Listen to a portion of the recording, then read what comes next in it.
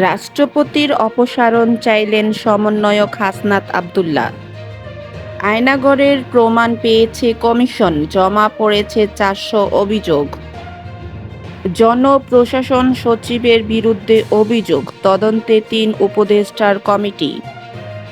শনিবার বিএনপির সঙ্গে প্রধান উপদেষ্টার সংলাপ। নেতাকর্মীদের আগে ভাঙচুর, লুটপাটকারীদের গ্রেফতারের আহ্বান আওয়ামী লীগের। এতক্ষণ শুনছিলেন সংবাদ শিরোনাম, এখন বিস্তারিত। তার আগে অনুরোধ রইল চ্যানেলটি সাবস্ক্রাইব করে পাশে থাকা বেল বাটনটি বাজিয়ে দেওয়ার। রাষ্ট্রপতির অপসারণ চাইলেন সমন্বয়ক হাসনাত আব্দুল্লাহ। রাষ্ট্রপতি মোহাম্মদ শাহাবুদ্দিনের অপসারণের দাবি জানিয়েছেন বৈষম্য বিরোধী ছাত্র আন্দোলনের অন্যতম সমন্বয়ক হাসনাত আব্দুল্লাহ। তিনি বলেন, চুপ্পুকে অনতিবিলম্বে রাষ্ট্রপতি পদ থেকে অপসারণ করতে হবে। বৃহস্পতিবার ৩ অক্টোবর দুপুরে এক ফেসবুক পোস্টে তিনি এই দাবি জানান। হাসনাত আব্দুল্লাহ পোস্টে লেখেন, আওয়ামী লীগের বিচার নিশ্চিতকরণ, নতুন সংবিধান গঠন, আওয়ামী লীগ দুর্নীতিবাজ আমলাদের পরিবর্তন, হাসিনার আমলে করা সকল অবৈধ চুক্তি বাতিল এবং চুপ্পুকে অনতিবিলম্বে রাষ্ট্রপতির পদ থেকে অপসারণ করতে হবে। গত ৫ আগস্ট ছাত্র জনতার আন্দোলনের মুখে দেশ ছেড়ে পালিয়ে যান সাবেক প্রধানমন্ত্রী শেখ হাসিনা। রাতারাতি পতন হয় আওয়ামী লীগ সরকারের। এরপর গঠিত হয় অন্তর্বর্তীকালীন সরকার। এই সরকার শপথ পাঠ করান রাষ্ট্রপতি মোহাম্মদ শাহাবুদ্দিন। আয়নাগরের প্রমাণ পেয়েছে কমিশন, জমা পড়েছে ৪০০ অভিযোগ। বিগত আওয়ামী লীগ সরকারের সময়ে গুমের ঘটনা তদন্তে গঠিত কমিশনের কার্যক্রম শুরুর পর ১৩ কর্মদিবসে ৪০০ অভিযোগ জমা পড়েছে। ভুক্তভোগীদের দেওয়া অভিযোগ অনুযায়ী প্রতিরক্ষা গোয়েন্দা মহাপরিদপ্তরের ডিজিএফআই কার্যালয়ে গিয়ে গোপন বন্দিশালার সন্ধান পেয়েছে কমিশন। আয়নাগর নামে পরিচিত জয়েন্ট ইন্টারোগেশন সেলটি ডিজিএফআই-এর সদর দপ্তরের ভেতরেই। দোতলা এই ভবনে ২২টি সেল আছে। আজ বৃহস্পতিবার দুপুর ১২টার দিকে রাজধানীর গুলশানে গুম সংক্রান্ত কমিশন অফ ইনকোয়ারির কার্যালয়ে এক সংবাদ সম্মেলনে এইসব তথ্য জানান হাইকোর্টের অবসরপ্রাপ্ত বিচারপতি মঈনুল ইসলাম চৌধুরী। তিনি অনুসন্ধান কমিশনের সভাপতি। মঈনুল ইসলাম চৌধুরী বলেন, রাষ্ট্রের পৃষ্ঠপোষকতায় বা আইনশৃঙ্খলা রক্ষাকারী বাহিনী কর্তৃক দ্বারা গুম হয়েছেন তাদের অভিযোগগুলো নিয়েই আমরা কাজ করেছি। যাদের বিরুদ্ধে অভিযোগ তাদেরও আমরা ডাকব, বক্তব্যের জন্য সমন দেব। অভিযুক্তরা না আসলে আইন অনুযায়ী ব্যবস্থা গ্রহণ করা হবে। কমিশনের সভাপতি আরও বলেন, সবচেয়ে বেশি গুমের অভিযোগ এসেছে র্যাব, ডিজিএফআই, ডিবি ও সিটিটিসির বিরুদ্ধে। ২৫ সেপ্টেম্বর আমরা ডিজিএফআই-এর আয়নাগর পরিদর্শন করেছি। ১ অক্টোবর আমরা ডিবি ও সিটিটিসি পরিদর্শন করেছি, তবে সেখানে কোনো বন্দী আমরা পাইনি। সম্ভবত ৫ আগস্টের পর সেখান থেকে সবাইকে ছেড়ে দেওয়া হয়েছে। ৩০ সেপ্টেম্বর পর্যন্ত অভিযোগ জমা দেওয়ার সময় ছিল বলে জানান মঈনুল ইসলাম চৌধুরী। তিনি বলেন, ১০ অক্টোবর পর্যন্ত এই সময়সীমা বৃদ্ধি করা হয়েছে। ৭৫ জন সশরীরে এসে তাদের বিবৃতি দিয়েছেন বলেও জানান কমিশনের সভাপতি। তিনি বলেন, অনেকে ডাকযোগে পাঠিয়েছেন, অনেকে ইমেইলে দিয়েছেন। প্রয়োজনে অভিযোগ নেওয়ার সময়সীমা আরও বাড়ানো হবে। ৩ মাসে তদন্ত শেষ হবে কিনা সেটা সামনে বোঝা যাবে বলেও জানান তিনি।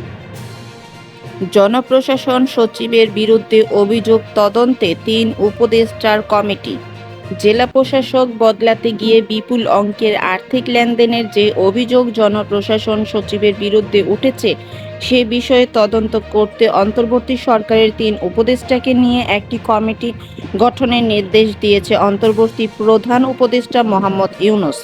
বৃহস্পতিবার উপদেষ্টা পরিষদের বৈঠকে এই সিদ্ধান্ত দেওয়া হয়েছে বলে এক সংবাদ সম্মেলনে জানিয়েছেন সমাজ কল্যাণ উপদেষ্টা শারমিন এস মুর্শিদ। তিনি বলেন, কমিটি করা হয়েছে, এটা তলিয়ে দেখার, তদন্ত করার জন্য কমিটি করা হয়েছে। তথ্য উপদেষ্টা, আইন উপদেষ্টা এবং স্বরাষ্ট্র উপদেষ্টা কমিটিতে থাকবেন, সাথে অন্য কাউকে নিতে পারবেন। ডিসি নিয়োগের ক্ষেত্রে আর্থিক লেনদেনের অভিযোগ নিয়ে দৈনিক কালবেলা পরপর ২টি প্রতিবেদন প্রকাশ করেছে। বৃহস্পতিবার প্রকাশিত দ্বিতীয় প্রতিবেদনে হোয়াটসঅ্যাপে বার্তা আদান প্রদানের কিছু স্ক্রিনশট প্রকাশ করে বলা হয়েছে, ওই আলাপচারিতা একজন যুগ্ম সচিবের সঙ্গে জনপ্রশাসন সচিবের। ডিসি নিয়োগে ৫ থেকে ১০ কোটি টাকা লেনদেনের কথা হয়েছে সেখানে।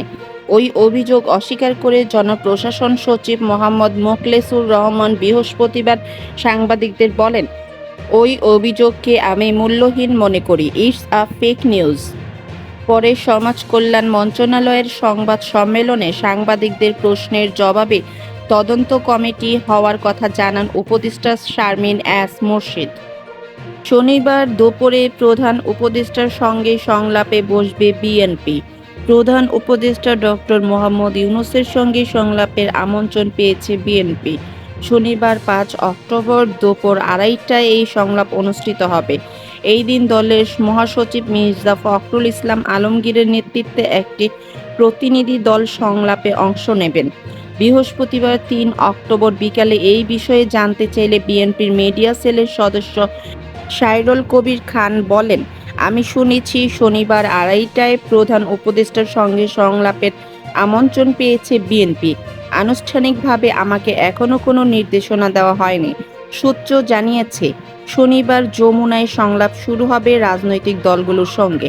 এর আগে বুধবার ২ অক্টোবর প্রধান উপদেষ্টার প্রেস সচিব শফিকুল আলম জানান, শনিবার থেকে রাজনৈতিক দলগুলোর সঙ্গে তৃতীয় দফায় সংলাপ শুরু করতে যাচ্ছে অন্তর্বর্তী সরকার। ধারাবাহিকভাবে বিভিন্ন দলের সঙ্গে সংলাপ হবে। এতে দেশের প্রধান রাজনৈতিক দলগুলোকে আমন্ত্রণ জানানো হবে। সংলাপে উপদেষ্টা মণ্ডলীর গঠিত ৬টি কমিশনের কার্যক্রমের অগ্রগতি এবং দেশের সার্বিক আইনশৃঙ্খলা পরিস্থিতি নিয়ে কথা হবে।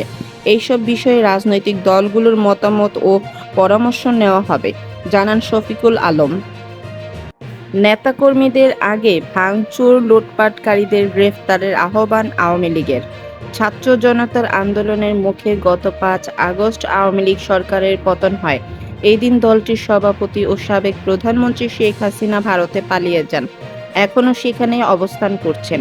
এছাড়া দলটির নেতাকর্মীরা অনেকেই দেশ ছেড়ে পালিয়েছেন এবং অনেকে আত্মগোপনে রয়েছেন। এখন পুরোপুরি নেতৃত্ব শূন্যতায় ভুগছেন দলটি। এদিকে সরকার পতনের পর বিভিন্ন মামলায় দলটির নেতাকর্মীদের গ্রেফতার করা হচ্ছে। এই বিষয়ে সংশ্লিষ্টদের দৃষ্টি আকর্ষণ করে সবার আগে ভাঙচুর ও লুটপাটকারীদের গ্রেফতারের আহ্বান জানিয়েছে আওয়ামী লীগ। বৃহস্পতিবার ৩ অক্টোবর সকালের দিকে আওয়ামী লীগের ভেরিফাইড ফেসবুক পেজে স্ট্যাটাসে এই আহ্বান জানানো হয়।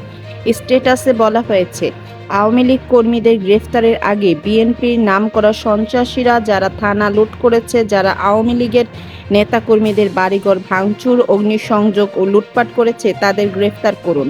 আরও বলা হয়, মনে রাখবেন, এই লুটেরা জঙ্গি গডফাদারই সারা দেশে আইনশৃঙ্খলা বাহিনীর সঙ্গে যুদ্ধ করতে নামবে, যা তারা করছে ঢাকা শহরের আশেপাশে ও পার্বত্য চট্টগ্রামে। আর গ্রেফতার হচ্ছে আওয়ামী লীগের নেতাকর্মীরা।